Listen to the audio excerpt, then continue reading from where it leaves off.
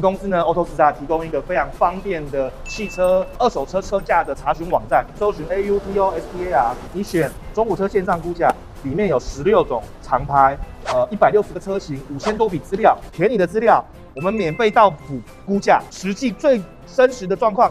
还是要看你的车况真真简简，为你的现况给一个精准的收购价格，马上汇款，马上现金，而且车子买回来是直接过户，给你一个透明、安心的中古车收购服务。大家好，我们是捷运汽车，今天要去台中，我们要去收一台 Civic。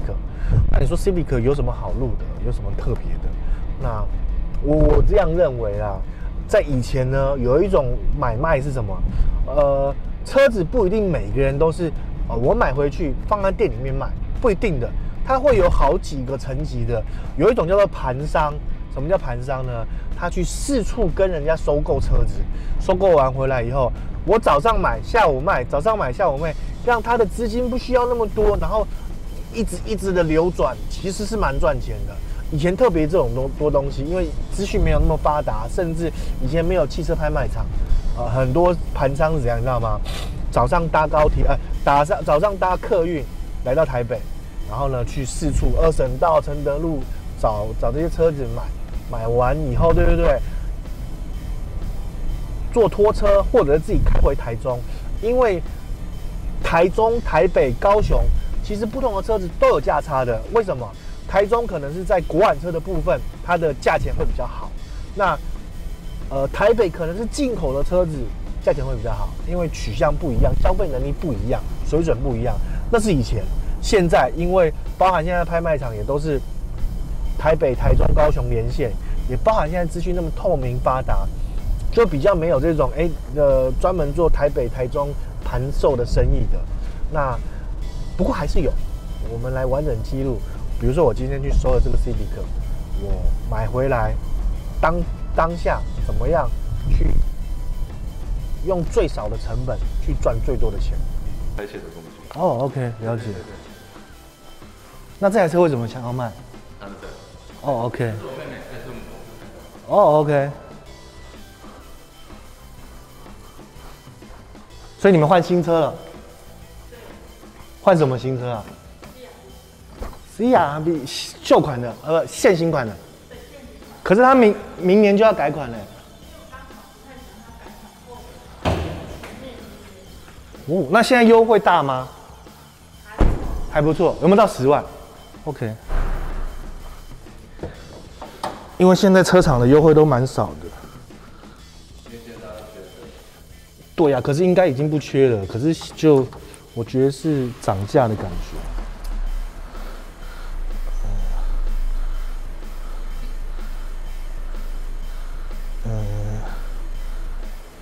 等我一下，我看一下车子的状况。你买一手到现在吗？对。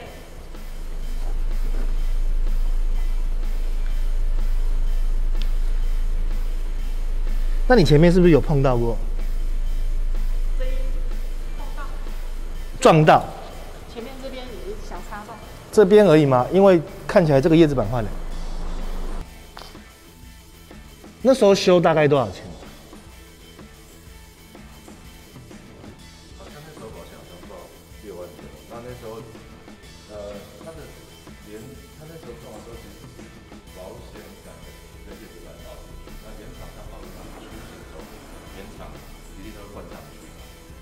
原厂会换哦。对，他把它全换掉。好，那一样是，那他换了什么？知道的是叶子板，然后保险杆皮，它连里面那个防撞也都没换。然后这里的支架这些东西，据我所知道，那时候看到单子是都没换。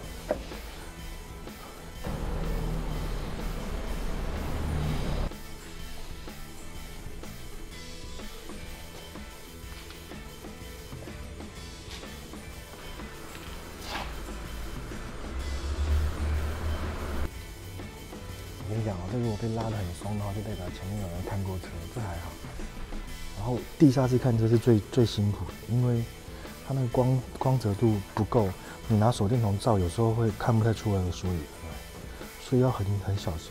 特别是当你开始发现已经有事故的痕迹的时候，你就要更小心的看。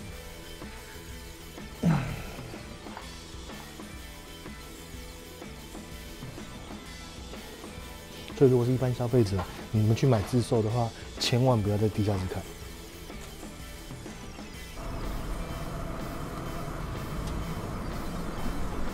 那我们看是这样子，就是它这个右边换过嘛，对不对？里面的颜色是比较深的，然后左边没换。左边没换的话，里面就有一些原本的普通的颜色。然后还有个方法是看螺纹有没有动过嘛，这个没动嘛，这边有动嘛。然后以及摸这个漆面的锐利角，就是因为这个是生产线上喷是一起喷的，所以这个就比较没有这么锐利。那这边喷不到里面这边，就会刺刺的，在这个前面收尾的地方。所以我们看是这样子，这个引擎应该动过，可是是原厂的。但你这边这个叶子板确定换过了。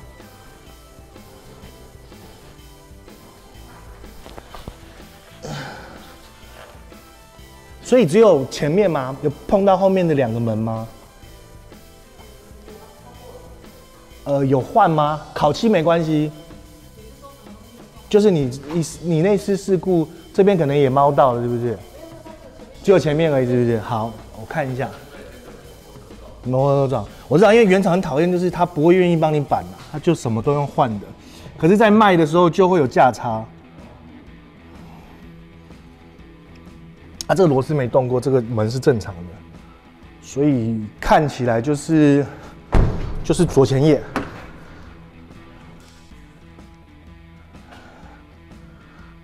那我们跟你报33到35嘛，对不对？对。如果换个叶子板，我们最高只能估到33万，因为这个减分就差不多2、3万块。对，这边有换过。对，就是因为现在卖都会有鉴定，我们要告知下一方嘛。那就是你说这个有没有很严重？这肯定不严重的，就可能就只是说差异是那时候有保险直接换掉，如果不换掉不会影响车价。那换掉的话，我们卖给下一个消费者，我要跟他讲说，这一片外面的皮有更换过，那就是消费者要买这种小瑕疵跟没有瑕疵的，一定就是用价格的差距来吸引他这样子，那这也不会差很多，可是就是比较可惜，就是为了这个小小的事情少2万块也是蛮多的啦，对，那就看你们愿不愿意卖这样子，然后我对一下行照等级就可以。因为没有看到年份等级，就是我们是依照就最后一个扛缝嘛，就是不是行照上的等级跟年份，如果是我就可以33万买这样子。因为我先生他朋友也是做这个行业，我请我先生他朋友估一下，然后我刚好问我先生，他说上次他的朋友估大概34万。他有看到换板件吗？有，他有来看，他也有去原厂调资料什么的，是看，对，是。他想说如果就是价钱涨的。好啊，34万，那30万你要卖吗？对了，34。好啊，就跟价钱没问题啊，其实不差那个1万块。你帮看一下合约，34万，等一下你给我账户，我付清给你，你收到钱我们再把车开走。然后去年的税金要就是不要违规欠税，今年的我们会负担，这样子，然后过户费我们会负担，这样子。然后如果你觉得没有问题，帮我把卖方这边签名，然后留身份证字号，然后报税要用。那车子的牌灯有吗？牌照登记书，它有一个横的，上面写新领牌照登记书，那个你可以寄给我没有关系，然后我收到我就马上过户。上面写什么车主联啊什么之类的。对，以前叫车主联。对，它上面会写新领，没关系。如果你真的没有找到，你就拿就是车主的身份证去监理站补，但大部分人都会放在家里。如果找不到就去补就好，补一次15块而已。对，那我们要那个才可以过户，就这样而已。那你给我一个账号，你可以去富邦帮我汇34万吗？你收一下，然后我们等一下汇款完，我大概半个小时回来，可以吗？好不好？给你一个转还的时间，然后半个小时你一定收到钱，也对过账了，然后钱在你户头里，我们就把车开走，就这么简单，好不好？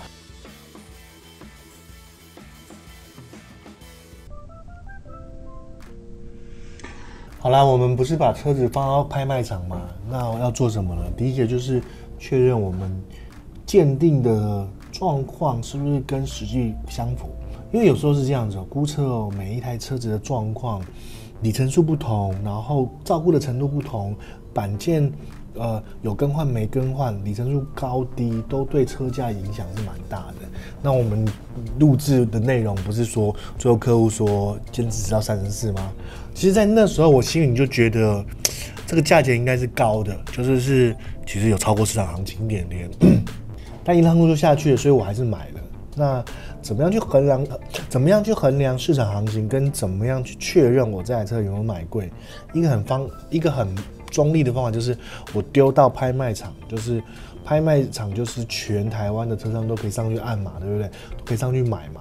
所以呢，其实大家都不会吃亏啦，那大家都不愿意吃亏。杀头的生意每个人都做，但是赔钱的生意没人愿意做嘛，对不对？所以呢，我这台车我买34万嘛，那这个中间还有一些手续费，就是他拍定的话，大概他会跟我们收5000块的手续费。所以呢，我就定35万。然后我们来看一下车子的状况。他有帮我们车子做鉴定嘛？他这个鉴定呢，都会把这个每个角度的内容都拍得清清楚楚。我们来看一下它的鉴定报告好了。鉴定报告 B 加嘛 ，B 加就是什么？就跟我们看的内容是一样的。它更换了一个左前叶子板，左前叶子板以外呢，不过呢，拍卖它比较严格，他认为这台车全部的部分都要烤漆，因为它连一个酒窝，有没有看 ？B 有没有受损面积约高尔夫球大以内一个酒窝 ？B 的都是有酒窝，然后写 P 的都是有刮伤。他的意思就是说，这车子的漆面有一些刮伤，有的小擦小撞这样子。那最后我们不是定35万吗？对不对？30万是流标了，是没有人愿意接手，也就是说，这是市场行情呢，大家的衡量是不到35万的。那其实这个车子是3月我们录制拍摄的，现在已经5月了。最后我们5月终于卖掉了。那我们卖掉的金额是，好了，我们最后呢，我们的开价是我们开价是39万9，但因为我们线上优惠的关系，所以实际卖的金额是37万9千元整。37万9对比于我们购买的成本34万，就剩下10%的利润。这种Honda或者是Toyota车子其实利润特别的薄，为什么呢？因为大家都有，然后呢，你说难不难卖？我觉得也并不好卖，但就是因为它的市场行情非常好。你想嘛，2014年，我们来看一下，2014年它的新车价，VTIS 是80万。80万当初如果新车折扣7、8万的话，也就是他70万买到的车子，他开了9年哦，还有一半的价格，就是它的中古市场行情特别好，因为 Civic 嘛，年轻人喜欢嘛，然后所以呢这台车呢，我们的获利3万多块而已。录制这个内容原本其实是不想要，就是觉得没有什么内容，没有要当做一部影片的。不过，后来来买这台车的车主，他分享了一些他去找车的一个过程跟心得啊，我觉得还就是蛮值得分享的。这个车主他买中古车的这一段时间，他遇到了什么？好，我们今天是要采访您，就是关于您为什么会购入这一台 Civic， 您找了多少的车子，然后才决定跟我们做购买？当初在网络上看，就是还有去一些车行，就是从网上资讯去找这些车行跟找一些自售的，是。然后车行的部分我找了应该有3、4间吧。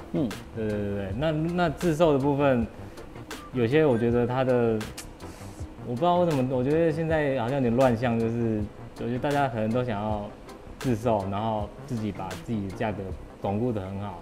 所以我觉得那个车况不一定都是很明确的东西，是。所以我最后左思右想，我就觉得我觉得可能还是要找一个不错的店家，我觉得买车比较有保障。那您当初总共大概找了3、4间嘛？对。那为什么最后会挑到就是 Civic 这个车款？你同时有比较同时车子的话，因为主要 Civic 是它投算率非常高啦，所以说一样的钱你去买欧系车，你可能会有担心会有后续的维修的风险。那 Civic 的话，至少第一个它国产嘛，是。那在它历年来的妥善率都是大家都是有一个大数据是非常非常高的妥善率。所以主要是要通勤用，也是我一个人在开。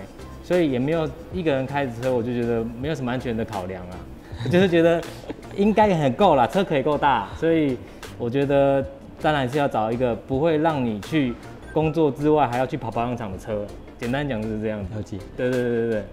那您在这个整个找车到买车的过程，您总共花了多少时间？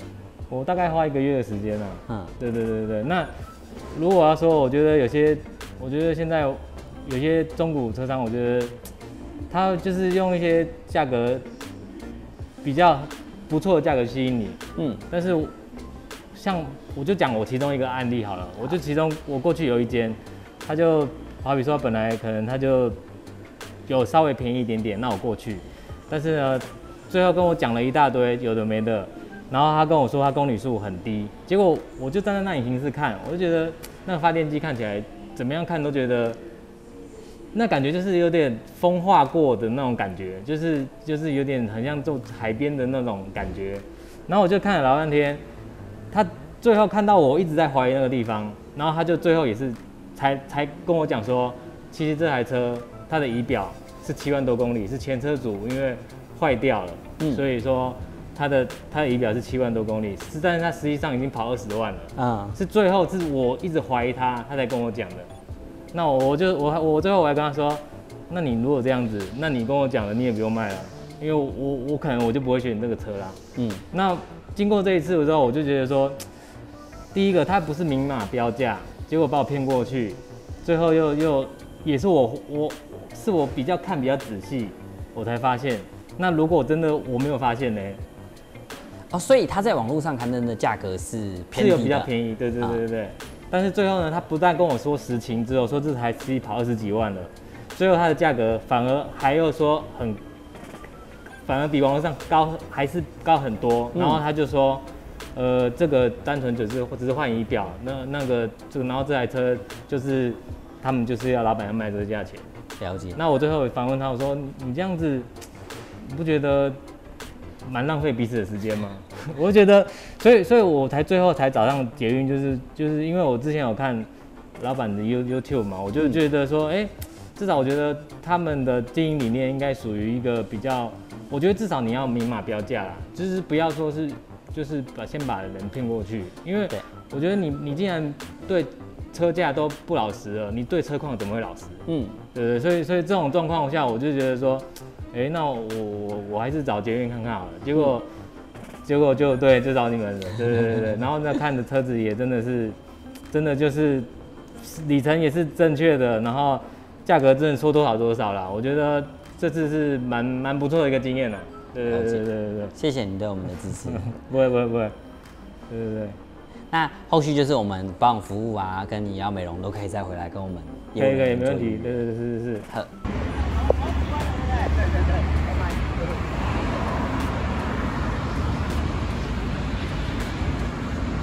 捷云汽车耗资的1000万，除了我们右手边的赏车环境维修跟车有关的以外呢，我们做了什么？我们做了业界首创，我们弄了一个卡丁车场，弄了一个餐厅，弄了一个亲子环境，以及电竞模拟器，甚至还有户外的咖啡厅，还有 KTV。你要怎么样才可以享有这些设施呢？而且我们就在北投而已。从奇岩捷运站过来，步行大概是8分钟而已。我们平日不管你使用任何的设施，3个小时只要300块的门票，假日只要500块。这对比于外面的所有的同样的内容的环境呢，基本上可能只要3折、2折的金额。在前方有8台的卡丁车，不管是大人小孩都可以玩，只要是8岁以上有父母陪同，那我们都可以让你来体验这个东西。你带小朋友来非常适合。